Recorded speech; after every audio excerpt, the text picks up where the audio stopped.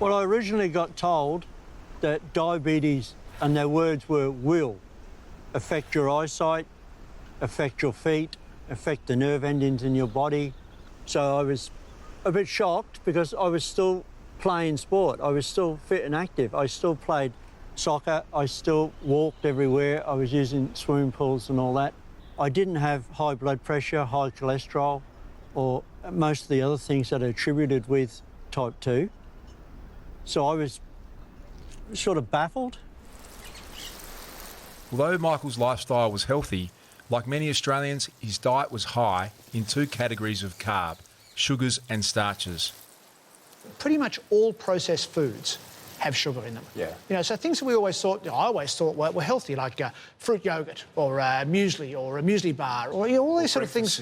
Breakfast cereal. Well, you know, I call them, you know, cereal flavoured sugars. You know, they're not breakfast cereal, but they're brilliantly marketed and they taste good and they're cheap. So sugar is the first thing, but just as important as sugar is starches. Okay, so we're talking rice, pasta, potato, those sort of things. And basically what a starch is just a whole bunch of sugar molecules stuck together. So it's absorbed from the gut into the blood as glucose. So sugar exactly the same as if you were having sugar. So that's where I think we've gone wrong. People sort of get the sugar thing, but they don't understand that starches are basically sugars. Having spent years on a high-carb diet, Michael found that it took some time for his body to adjust to the Defeat Diabetes program. I would say at the end of the second week, I felt awful.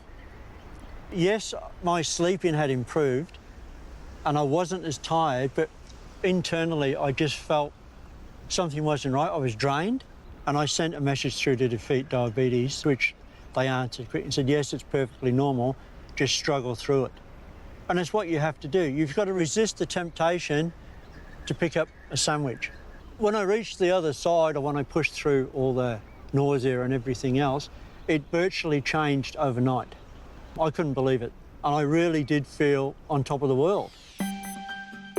People with an average glycated hemoglobin percentage of 6.5 are considered diabetic.